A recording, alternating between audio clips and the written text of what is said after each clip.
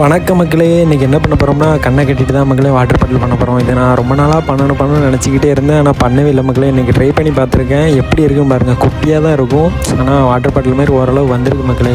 என்னோடய வீடியோ எல்லாருக்கும் ஷேர் பண்ணுங்கள், இந்த திறமை எல்லாருக்கும் தெரியணும் மக்களே. உங்கள் சப்போர்ட்டை இன்னும் நல்லா கொடுங்க.